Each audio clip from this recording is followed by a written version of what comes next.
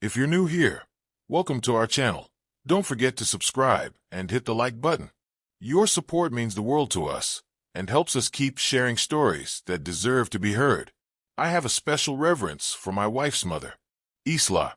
She gave birth at 19, and by 29 she was married, but the marriage was short-lived. 3 years later, she divorced on her own initiative. According to Isla's stories, she changed partners often almost annually. Her like stories are full of colorful episodes reflecting her independence and bold choices. When we first met, Isla was 38 years old, but she looked no worse than her 21-year-old daughter. In some respects, she even looked better. She dressed brightly, often wearing shorts and blouses that emphasized her vibrant personality. She painted her nails with rhinestones and even had a temporary tattoo on her lower back, which added to her youthfulness. Remarkably, my wife Lily was very much like her mother, at least in figure and hairstyle. They both had an hourglass figure, long and loose brown hair, thick and lustrous. Their resemblance was not limited to their looks. They shared manners. For example, they tiptoed gracefully in the dark the night of the mix-up. I had no idea what was in store for me.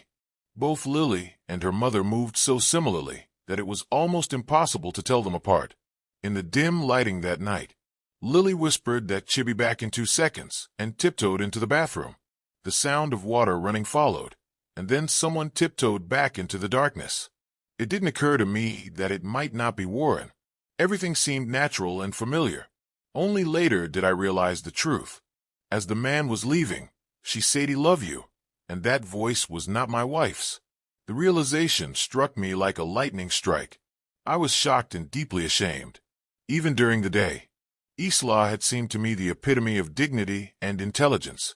Despite her youthful quirks and flamboyant style, Isla always kept within the bounds of propriety, making it clear that she would not tolerate inappropriate language, obscene gestures, or rudeness.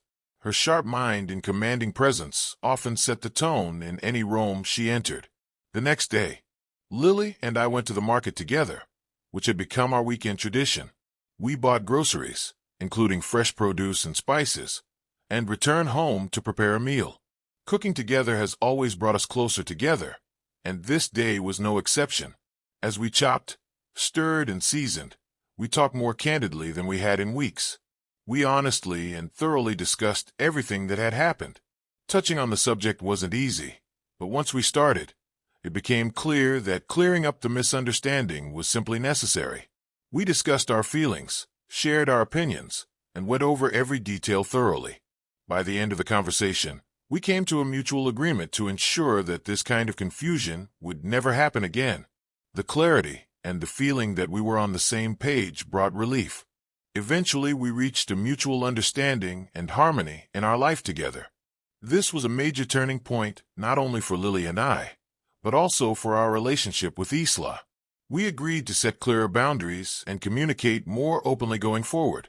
I was optimistic that these changes would lead to more peace and happiness in our family. Only time will tell how things will unfold before this story spirals even further.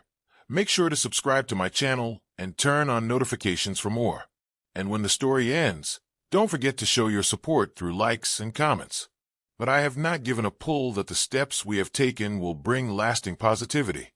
Life is a journey, and every experience, no matter how unexpected, is an opportunity to grow closer and stronger as a